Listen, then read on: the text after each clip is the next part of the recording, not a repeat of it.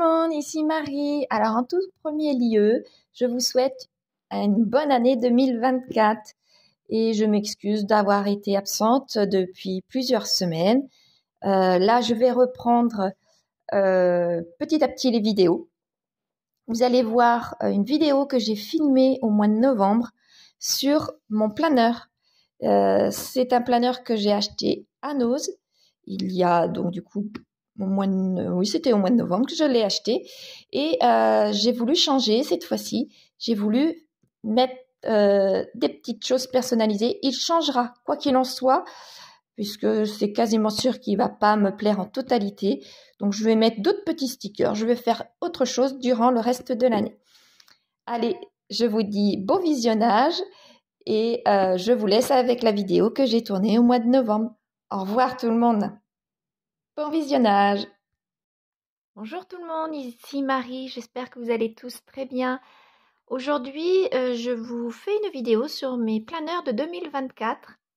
C'est des planeurs que j'ai achetés à Noz il y a quelques semaines. J'étais en train d'en faire un moi-même avec tout ce qu'il fallait, des feuilles, et mettre ça dans un joli classeur. Et puis je suis tombée là-dessus et j'ai trouvé ça très bien avec... en agrémentant avec des petits stickers. Ça pourrait vous donner aussi des idées. Je ne sais pas si vous pourrez de nouveau le trouver à Noz, parce que ça fait quelques semaines quand même que je l'ai acheté. J'ai dû l'acheter quelques euros, pas beaucoup, peut-être 4 ou 5 euros. Et je l'ai mis à ma sauce, si on peut dire. Donc, après, c'est un classeur, vous voyez, là. Ça, c'est le classeur qui sera pour le compte de mes garçons. Comme vous savez, je dissocie bien mon compte personnel bancaire avec ceux des garçons. Donc la passion de leur papa plus la CAF va pour eux entièrement, et donc ils ont un compte bancaire pour leur fonctionnement entre l'école, les vêtements, les sorties, les assurances, leur concernant spécifiquement. Vous voyez, ce genre de choses-là. Donc, alors, je peux vous faire voir ce bleu-là, puisqu'il est pour les garçons, et le rose pour moi. Je vais vous faire voir comment ils étaient lorsque je les ai achetés. Donc, vous voyez, c'est un planeur classique. Voilà, avec trois onglets. Un onglet planeur, un autre to-do list et un pour les notes. Donc, j'ai modifié ça après. Donc là, en planeur, ce qui est pas mal, c'est important, to-do list, et puis à se souvenir. Vous voyez, ce genre de choses-là. Et après, c'est comme ça. Et là, c'est sur toute l'année. Et les to-do list classiques. Voilà. Et je m'en sers après, vous allez voir aussi, d'une autre façon. Je les ai tout simplement détournés. Quant aux notes, bah pour l'instant, eh bien moi, je m'en servirai en notes classiques. Ou alors autre chose, je verrai. J'ai hésité à, par exemple, faire prendre une page et coller une autre page sur un planeur, un budget planner plus précisément, mais ça m'aurait fait gonfler énormément ce planeur, vous voyez, qui est déjà pas mal gonflé, ce qui pourrait peut-être à l'avenir dans l'année être possible. Il suffit juste d'enlever mes pages tout à fait inutiles que j'ai en trop, comme là j'ai beaucoup de pages to-do list et beaucoup de pages notes, qui, pour un budget planner, n'est pas nécessaire d'en avoir autant. Donc, peut-être que ce que je vais vous faire voir sur moi, dans mon planeur, peut-être que finalement ne sera pas suffisamment pratique pour moi à l'habitude. Et donc, du coup, je vais enlever des feuilles et coller des feuilles sur celles existantes et personnaliser un peu plus mon budget planner. Donc, maintenant, je peux vous faire voir mon planeur transformé en budget planner à petit prix finalement. Juste un planeur et des stickers, un petit paquet de stickers que j'ai acheté à Action. Donc là, j'ai rien. Donc, je vais continuer à les personnaliser, ces planeurs, puisque je trouve que je pourrais encore un peu plus les personnaliser. Donc, dans un premier temps, j'ai pris des petits post-it comme ça. C'est pour ça que je vous les laisse pour vous faire voir. J'ai pris des petits post-it et j'ai mis sur mes pages à quoi pouvaient-elles correspondre pour moi. Donc là, en premier, mes objectifs de l'année. Mais après, là par exemple, eh bien, mes prélèvements de janvier à juin, total. Là, j'ai inscrire la désignation à l'année, ce qu'il faut que je dépense à l'année et au mois. Donc, j'ai mis des petits post-it pour bien visualiser ce que je veux faire. J'en ai laissé d'autres normalement, voilà, comme ça. Et là, vous voyez, et après, j'ai tout simplement, je vais revenir au début, j'ai tout simplement pris mes stickers et j'ai customisé. Dans un premier temps, donc là, j'ai pris des stickers. Comme je vous dis, c'est des stickers vraiment pas chers à Action. Voilà. Donc là, dans un premier temps, je vous ferai une vidéo après, un peu plus tard, c'est ma provision surcharge. Donc voilà, par exemple, mes provisions de janvier à juin et de juillet à décembre. Et je vais toutes les lister, comme je vous disais tout à l'heure, je vais tout lister mes prélèvements que je vais avoir à l'année et au mois. Voilà. Après, je vais bien distinguer par catégorie. J'estime que je peux en avoir 4, mais je pourrais très bien en avoir 5. Là, la 4e, elle est là. La 5e, elle est là. Et la 6e sera là. Il suffit juste de mettre un petit coup de blanco. Ici, un petit coup de souris. Et hop, ou un sticker pour cacher. Après, c'est des stickers qui ne correspondent pas vraiment à la dimension, vous voyez. Donc, il suffit juste de cacher et de désigner là le numéro de la catégorie. Ou acheter des stickers autre part, plus jolis, si vous estimez plus joli. Donc après, je vais faire ma provision surcharge, voilà, pour que, une fois terminé, je revienne à la première page.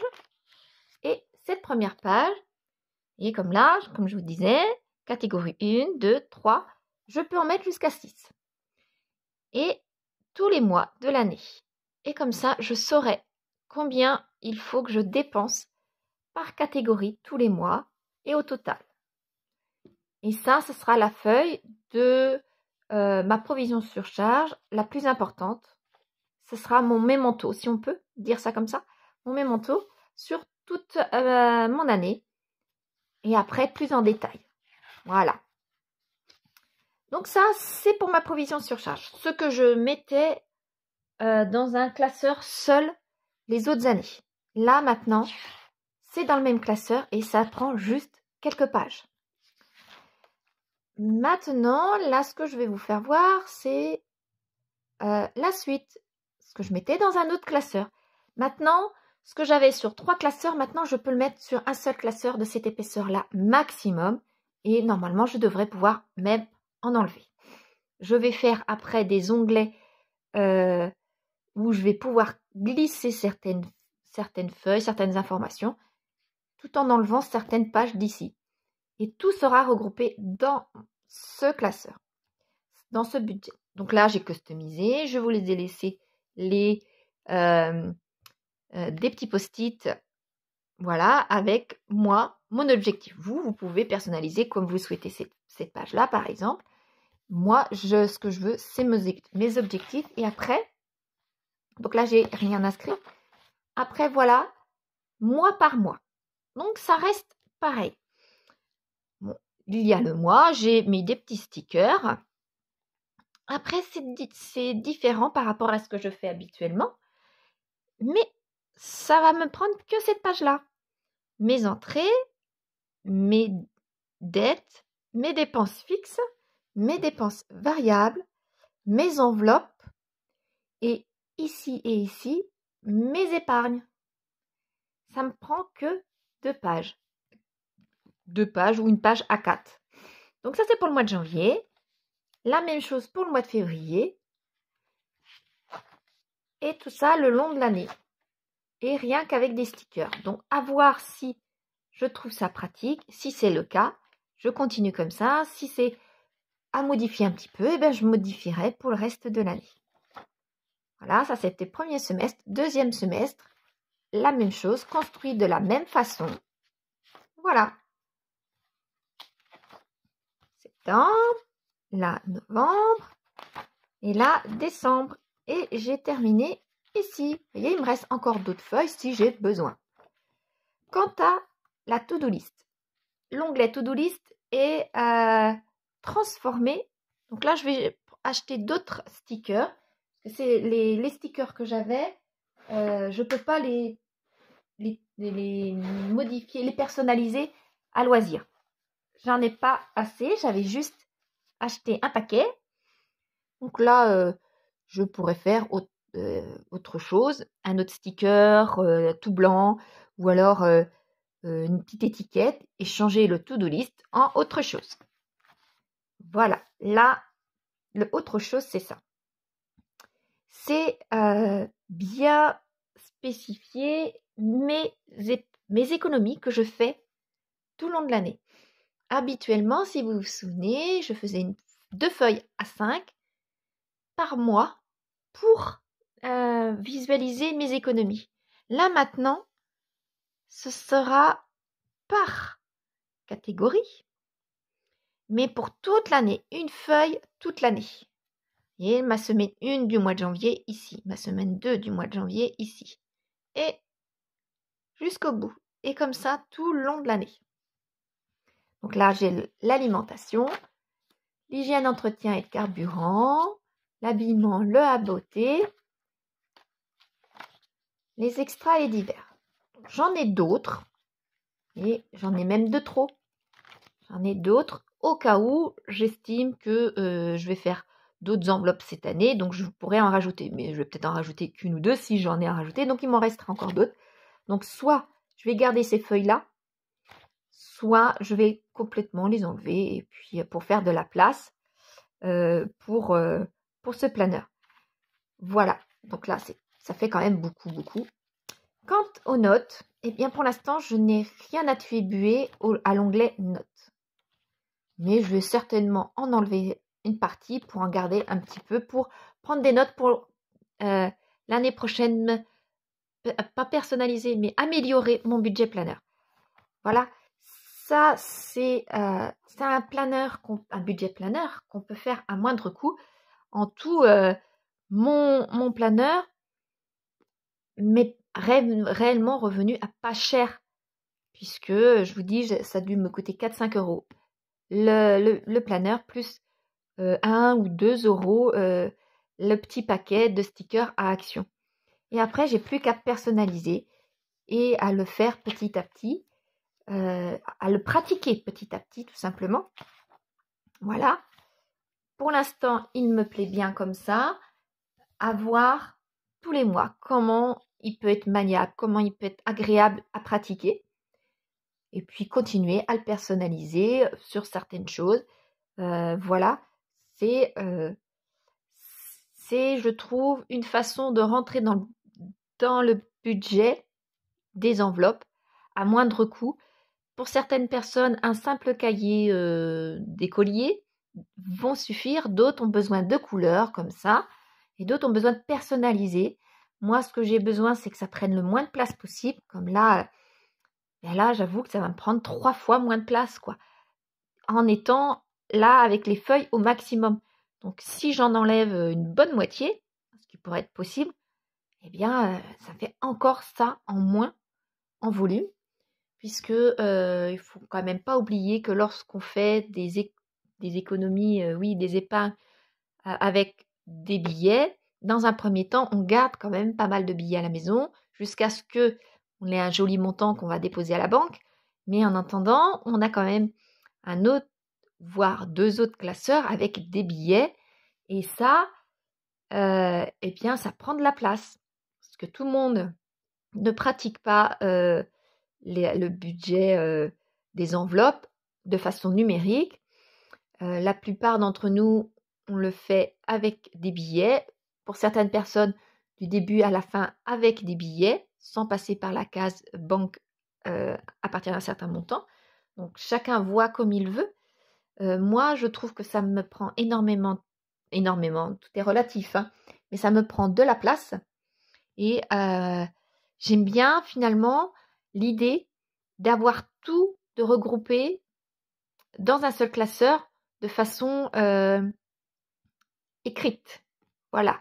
Là, je sais que je vais certainement faire un autre onglet, certainement, pas un autre onglet, mais d'autres pages, sur comment j'ai réussi à évoluer d'une année sur l'autre. Là, 2023, par exemple, je vais certainement écrire 2023 et 2024, ce que j'ai pu économiser, comment j'ai pu évoluer, ce genre de choses-là. Si j'ai fait des semaines blanches, je vais faire aussi une autre feuille pour les semaines blanches, mais là, j'ai pas encore finalisé l'idée de comment le faire. Vous allez voir le long de mon année, il y a certainement des semaines que je vais faire, puisque vous savez bien, lorsque un mois n'est pas sur 4 semaines pleines, j'ai forcément, soit avant, soit après, des semaines blanches. Donc, c'est grâce à ça aussi que je fais beaucoup d'économies et à voir si je peux faire des semaines blanches, mais programmées. Voilà. Et tout ça va aller dans ce genre de feuilles-là. Donc, je peux encore en mettre, mais je n'ai pas besoin de tout ça. Et je m'aperçois que je peux écrire énormément de choses dans ce budget planner, puisque tout sera réuni. Cette fois-ci, cette année, tout sera réuni au même endroit. Et ça, j'apprécie. Et c'est un budget planner qui ne va pas me revenir à très cher. Je sais qu'il y a certaines youtubeuses qui vendent leur propre budget planner sur Internet, soit par PDF. Et donc, du coup, eh bien, il faut dépenser de l'argent dans un classeur, dans des onglets personnalisés si on le souhaite, plastifié si on le souhaite, dans l'encre, dans les feuilles, tout ça pour 15-20 euros. Là, moi, j'en ai eu pour 5-6 euros et ça me convient tout à fait étant donné que j'ai des frais qui arrivent beaucoup là en ce moment et que l'année prochaine, je vais encore en avoir. Après, on dépense l'argent comme on le souhaite et on le dépense où on le veut et la quantité qu'on le veut. Et moi, mon but, c'était que ça prenne le moins de place possible, ça c'est sûr. Quand j'ai vu ça, je me suis dit, ah là, ça c'est très bien, c'est joli, et ça va me faire... j'ai juste à le personnaliser, quoi. J'ai trouvé ça pas mal. Et là, un rose, un bleu, comme ça, je vais pouvoir faire un pour les enfants et un pour moi. Et ces deux-là, vu l'épaisseur que ça va me prendre, ces deux-là, c'est même pas la place qu'ils me prennent pour actuellement mes 3 autres classeurs rien que pour moi. Donc là, je suis... eh bien, quand j'ai vu ça, j'ai dit, je les prends, quoi, finalement. Après, comme je vous dis, chacun voit comme il le veut. Ça, c'est très bien pour moi pour 2024. Je pense que je vais les peaufiner encore un petit peu, puisque c'est pas tout à fait la même façon de gérer mes deux comptes. Je vais les peaufiner dans l'année 2024 pour que l'année 2025 soit encore plus aboutie me concernant moi personnellement. Voilà. J'espère que mes deux... Enfin, celui-là, il est vide, hein, mais c'était pour justement voir comment je l'ai acheté. Mais j'espère que ça vous donnera des idées, vous, pour, eh bien, tout simplement prendre un planeur tout bête, tout simple, et les personnaliser. On peut encore plus les personnaliser, on peut encore plus les mettre avec de la couleur, avec d'autres tableaux. On peut encore faire plein de choses. J'aime bien quand il y a de la couleur, mais j'aime surtout le minimalisme. Et avoir trop de couleurs, finalement, m'embrouillerait plus. Là, comme ça, moi, ça me convient tout à fait. Ça peut vous donner, vous, des idées et vous mettre en confiance comme quoi vous pouvez acheter un classeur, un cahier, tout simple, et le faire à votre envie, à votre sauce, finalement, comme là. Et ça peut donner l'envie d'en faire et de faire des budgets et d'y aller dans son classeur et d'aimer ça. Voilà, je vous dis à la prochaine. Ma prochaine vidéo sera certainement mes provisions sur charge et vous verrez ce que j'ai pour moi cette année, enfin 2024, en prélèvement. Je pense que tout n'y sera pas, c'est même sûr que tout n'y sera pas, étant donné que il va y avoir des frais que je n'ai pas idée pour l'instant ou que j'ai oublié. Vis-à-vis de la construction, c'est compliqué, on va dans l'inconnu quand c'est comme ça au niveau des frais. Voilà, je vous dis à une prochaine vidéo et je vous souhaite un bon courage et amusez-vous à préparer votre budget planner pour 2024. Amusez-vous bien. Au revoir tout le monde.